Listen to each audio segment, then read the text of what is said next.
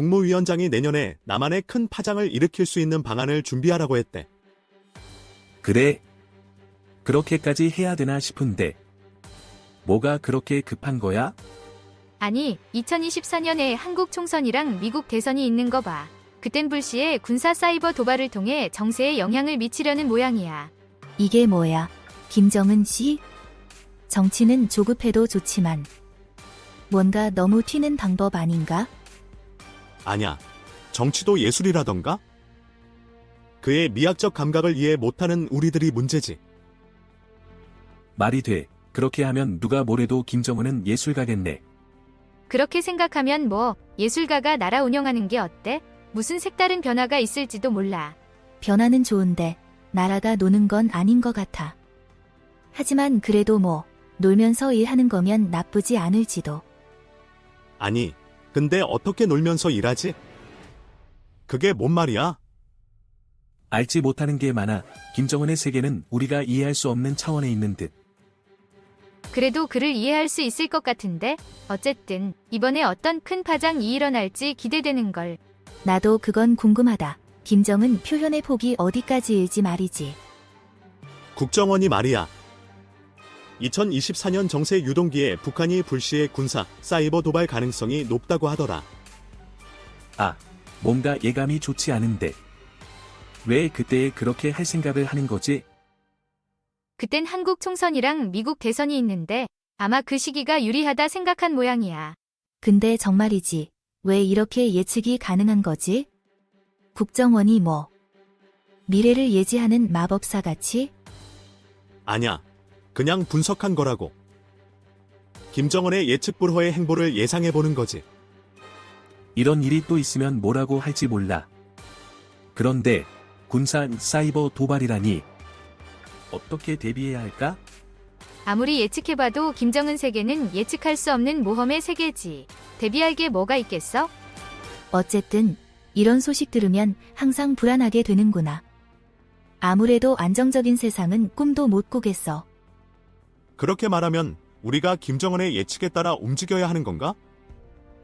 그럼 내년에 우리도 뭐 특별한 일 준비해야겠네? 예측 불허의 김정은 세계. 그 안에서 우리도 예측 불허의 삶을 살아가야 하는 거구나. 국정원이 김정은 발언을 공개했더라. 뭔가 이례적이라고 하던데. 어떻게? 그냥 대통령이 무슨 소식을 전하려고 한 건가? 아니, 북한 매체에는 공개되지 않은 내용이었어. 그리고 국정원이 자체 첩보를 언론에 공개한 건 이례적이라고. 뭔가 더 큰 이슈가 있었던 모양이야. 그 발언이 나온 날에는 무슨 사건이 있었더라? 화성 -18형 시험 발사 이후에 나왔다고 하는데. 정확한 이유는 잘 모르겠어. 김정신이 날아갔나 봐. 그렇다면 화성 -18형이 뭔데? 그것 때문에 그런 특이한 발언이 나온 건가? 그게 뭐든 간에 화성 18형 시험 발사 이후엔 뭔가 변화가 생긴 모양이야.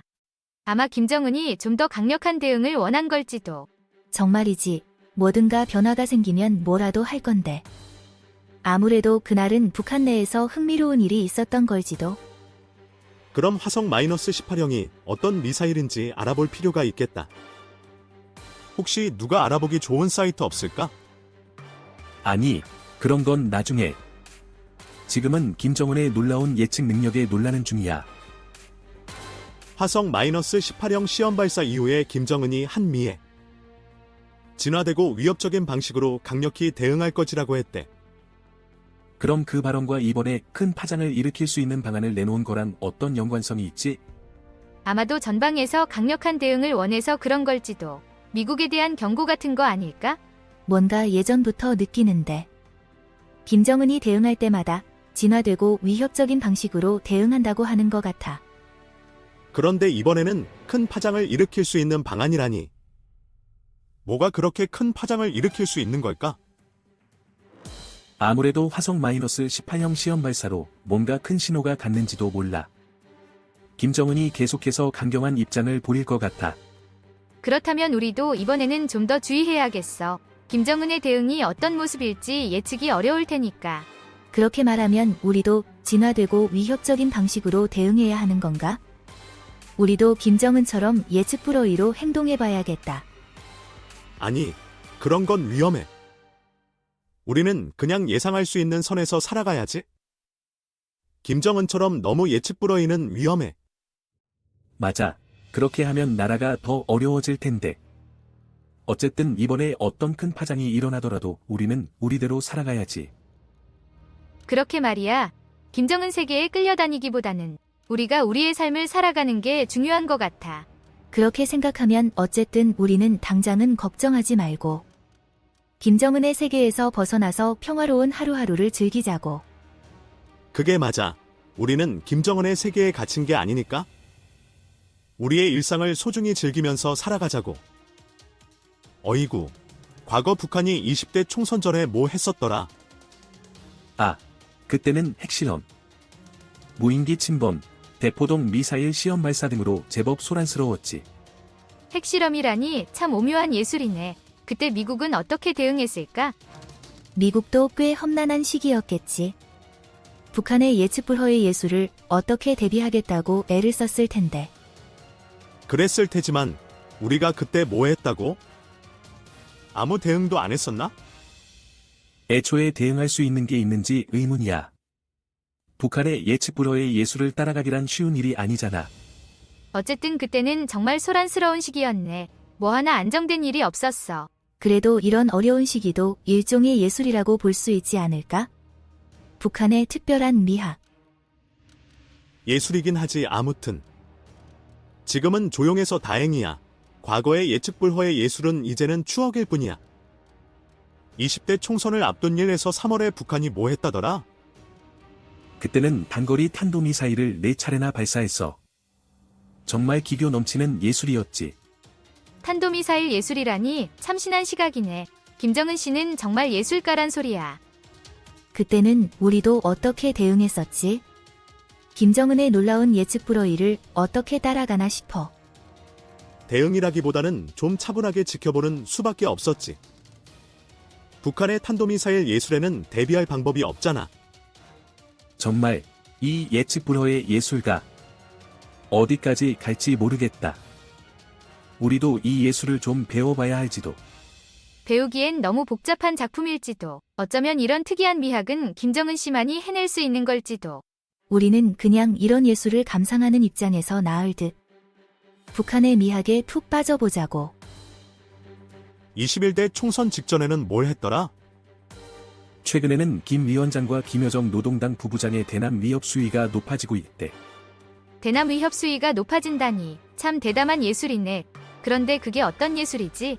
아마도 김여정 노동당 부부장의 담화에서 한 미를 비난하면서 우리가 어떻게 대응할지 고민하는 것이 좋을 것이라고 했다더라. 경고라니. 정말 예측 불허의 예술가네. 어떻게 대응할지 고민하라니. 참 고요한 예술이네. 김정은 신의 세계는 정말 예측 불허의 예술의 상실이야. 우리도 그 예술에 푹 빠져서 살아가야겠다. 그래도 경고라면 우리도 좀 더 조심해봐야겠지. 북한의 예측 불허의 예술에 휘말리지 않도록 주의해야겠어. 예측 불허의 예술가들의 세계. 어쩌면 우리는 그냥 관람객일 뿐이겠지. 그 예술에 휩쓸리지 않으려면 최선을 다해보자고. 국정원이 최근에 뭐 분석했다더라? 그들은 김 위원장과 김여정 노동당 부부장의 행동을 대남 도발 전망의 근거로 꼽았대. 김여정 부부장이 한미를 비난하면서 우리가 어떻게 대응할지 고민하는 것이 좋을 것이라고 했잖아. 이게 대남 도발 전망의 근거라니. 정말 특이한 예술이네. 북한의 정세를 예측하는 것도 어려운데. 국정원도 대한민국의 예측 불허의 예술에 도전 중이네. 어떻게 그들의 예측을 따라갈 수 있을까? 아무래도 김정은 세계에는 우리의 상상을 뛰어넘는 예측 불허의 예술이 많아. 국정원도 한숨만 나올 거야. 그런데 국정원도 어떻게 그들의 행동을 해석하고 예측하는 건지 모르겠다. 북한 예측 불허의 예술을 풀 수 있을까?